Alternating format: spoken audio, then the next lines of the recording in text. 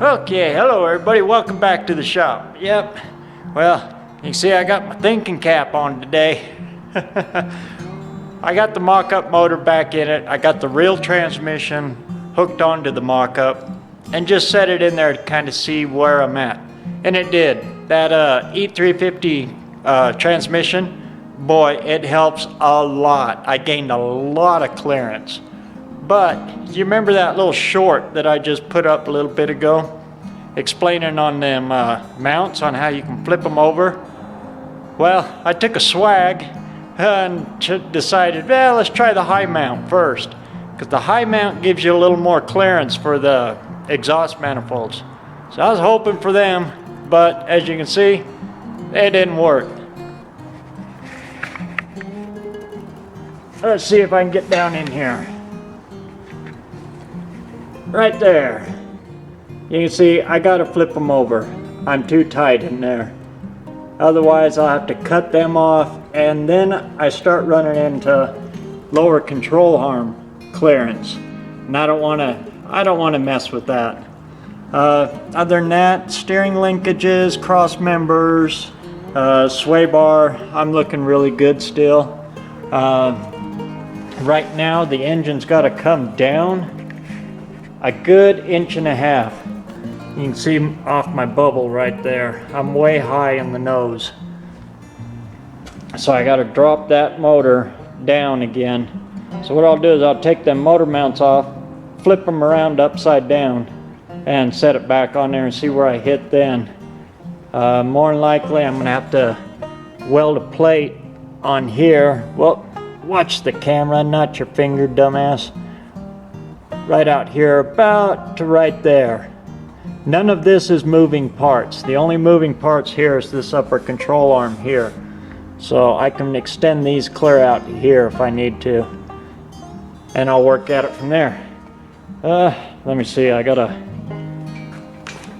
batteries are all running dead here, so I gotta kind of do this on the fly here while you're all plugged in. Grab that right.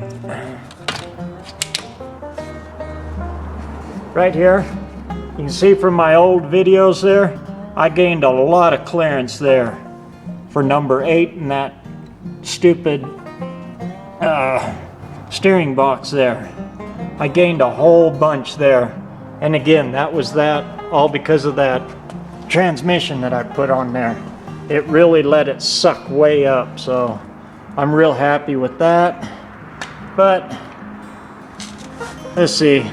I'll probably call it a night tonight. I've done enough to it tonight, but tomorrow I'll come out and I'll pull these off, flip them over, and then set the motor back down and see where I'm at then. But I'm thinking that, yeah, I'll probably just have to extend a plate off of here and I should be just fine.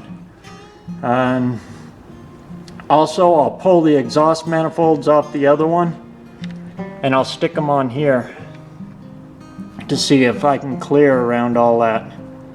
Okay, so I'm gonna go in and get cleaned up and washed up and probably sit down and spend the rest of the day with the wife, which is an important part. I know we're all really under the gun and we're trying real hard, but don't let your hot rod become your entire life. I see in the Facebook marketplace and everything, a lot of guys, they got to sell their cars because of divorce and everything. Yeah, you know, you got to spend family time. Family is important. If that goes away, the cars go away. And they end up on Facebook marketplace and, well, some of them end up in my yard, all right? So, meantime, go out there, spend a good Saturday night with the wife and the family and have a good old time and get some fresh good ideas rolling around in your noggin about what you're going to do on the hot rod on Sunday, right? All right, we're going to talk to you later. Meantime, keep that metal hot.